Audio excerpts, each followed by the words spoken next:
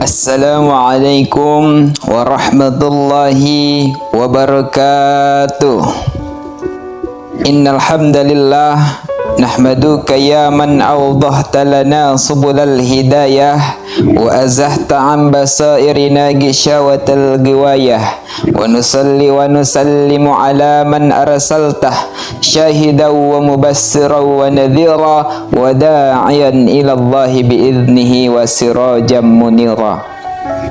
Rabbi israh li sadari wa yassir li amri wahlul 'uqdatam min lisani yafqahu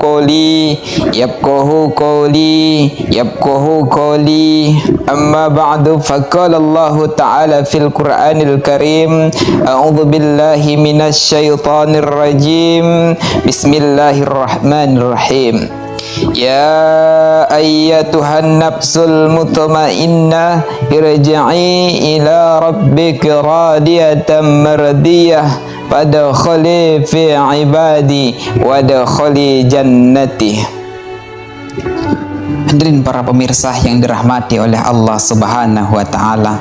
Langkah awal, tiada rangkaian kata yang paling indah yang dapat terurai dari lidah seorang hamba melainkan ucapan puja dan puji syukur kehadirat Allah Subhanahu wa taala yang telah menciptakan 7 lapis langit tanpa tiang dan 7 lapis bumi tanpa gantungan. Wa ma bainahuma, di sanalah para hambanya bernaung. Ada yang bernaung di bawah payung kebahagiaan, juga ada yang bernaung di bawah payung kesengsaraan. Mereka yang bernaung di bawah payung kebahagiaan ialah mereka yang mempunyai rumah bertingkat-tingkat, uangnya berlipat-lipat, istrinya sampai 4, dan rumahnya berpagarkan kawat. Sementara mereka yang bernaung di bawah payung kesengsaraan, merekalah yang tidur di bawah kolong jembatan, beralaskan koran, berbantalkan tangan, berselimutkan debu-debu jalanan. Tapi syukur harus tetap diamalkan dalam setiap keadaan. Alhamdulillah. Seterusnya salawat beriringkan salam ke ruh junjungan alam baginda Nabi besar Muhammad Rasulullah sallallahu alaihi wasallam bil labdi Allahumma salli wa sallim wa barik ala sayyidina Muhammad wa ala ali sayyidina Muhammad. Hadirin para pemirsa yang dirahmati oleh Allah Subhanahu wa taala, kekuatan iman adalah judul kita pada kesempatan kali ini. Hadirin para pendengar yang dirahmati oleh Allah Subhanahu wa taala, iman adalah salah satu kunci kebahagiaan di dunia maupun di akhirat. Iman adalah merupakan salah satu tiket menuju surganya Allah Subhanahu wa taala. Hari ini mungkin kita membanggakan harta. Hari ini mungkin kita membanggakan pangkat. Hari ini mungkin kita membanggakan keluarga yang kita miliki. Tapi maaf, itu semua tidak akan mampu menyelamatkan kita jika iman tidak tertancap dalam diri kita masing-masing. Hadirin para pemirsa yang dirahmati oleh Allah Subhanahu wa taala, di dalam kitab Al-Mawa'idul Usburiyah karangan Syekh Muhammad bin Abu Bakar terdapat suatu kisah yang menarik tentang kekuatan iman, di mana pada zaman Khalifah Umar bin Abdul Aziz dalam suatu pertempuran melawan orang-orang kafir, tentaranya mengalami kekalahan. Lalu karena kalah, banyak yang ditahan jadi tawanan orang-orang kafir, termasuk 3 ofisir dari kalangan komandan Islam dan beberapa puluh prajurit-prajurit Islam ditahan di negeri kafir ini. Lalu terhadap tahanan-tahanan Islam ini, Raja kafir mengadakan musyawarah bersama para menteri, terutama Perdana Menteri. Perdana Menteri, kata Tuan Raja, saya Tuan Raja, bagaimana ini menurutmu tahanan Islam yang baiknya kita apain? Ya terserah Tuan Raja. Bagaimana kalau mereka kita bunuh saja agar selesai urusan? Ya terserah Tuan Raja. Tapi Tuan Raja, kalau menurut saya soal bunuh-membunuh itu gampang ya Tuan Raja. Apa tidak lebih baik kalau mereka kita bujuk saja untuk masuk ke agama kita, meninggalkan Islam sebagai agamanya, meninggalkan Khalifah Umar bin Abdul Aziz sebagai pemimpinnya, lalu masuk ke agama kita, dan nantinya di agama kita pasang mereka untuk melawan umat Islam itu sendiri. Ini kan sudah berprinsip senjata makan tuan ya Tuan Raja. Jadi begitu menurutmu, kata Tuan Raja. Iya Tuan Raja. Kalau begitu apa yang akan kita lakukan?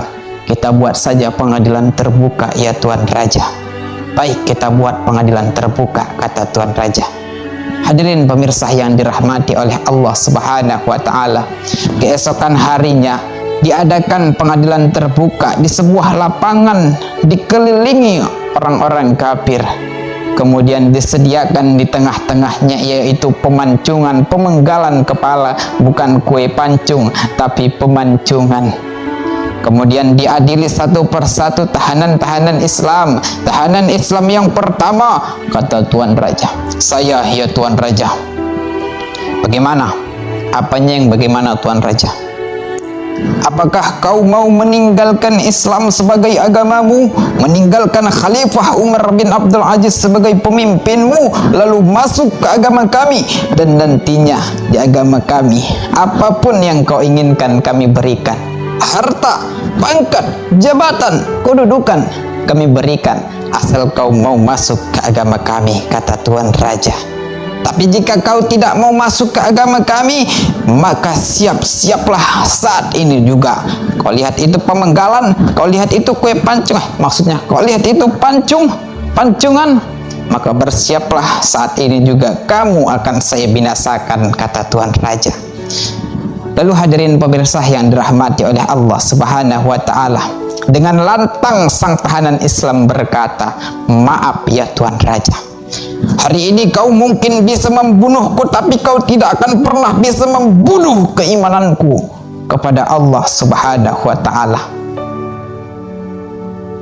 Lalu Tuan Raja pun merasa heran dan terkejut. Jadi kamu lebih memilih mati, kata Tuan Raja. Mati ya Tuan Raja.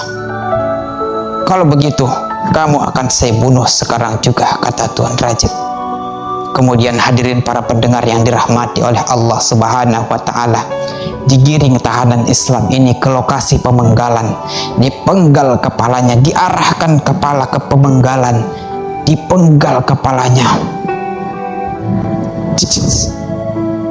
mencerat darah, jatuh kepala ke lantai, berguling di lantai. Namun subhanallah, sudah berpisah badan dengan kepala, tapi lidahnya masih senantiasa melantunkan ayat-ayat suci Al-Quran. A'udzu billahi minasyaitonir rajim. Bismillahirrahmanirrahim. Ya ayyatuhan nafsul mutmainnah irji'i ila rabbiki radiyatan mardiyah fadkhuli fi ibadi wadkhuli jannati. Wahai jiwa yang tenang, kembalilah kau dengan hati yang ridho dan diridhoinya, maka masuklah kau ke dalam golongan hamba-hambaku dan masuklah kau ke dalam surgaku. Firman Allah dalam surah Al-Fajr. Hadirin para pemirsa yang dirahmati oleh Allah Subhanahu wa taala, inilah salah satu kisah yang menjadikan contoh kepada kita. Ini adalah salah satu contoh yang luar biasa, bahwa setiap muslim jangan pernah tergoyahkan hanya gara-gara harta, pangkat, dan jabatan. Sekali la ilaha illallah sampai titik darah paling penghabisan, tetap la ilaha illallah. Hadirin pemirsa yang dirahmati oleh Allah Subhanahu wa taala, demikianlah ceramah singkat kita pada kesempatan kali ini. Semoga bermanfaat untuk kita semua dan semoga kita semua memiliki kekuatan iman sama seperti sang tahanan Islam yang telah kita ceritakan. buah durian, buah kedondong, sekian dulu dong. Buah pepaya, buah apel, buah nangka, buah jeruk, dan itulah nama-nama buah. Saya Iskandar Khan mohon undur diri dari hadapan Anda. Wabillahi taufiq wal hidayah. Ilal liqa'i ma'as salamah. Assalamualaikum warahmatullahi wabarakatuh.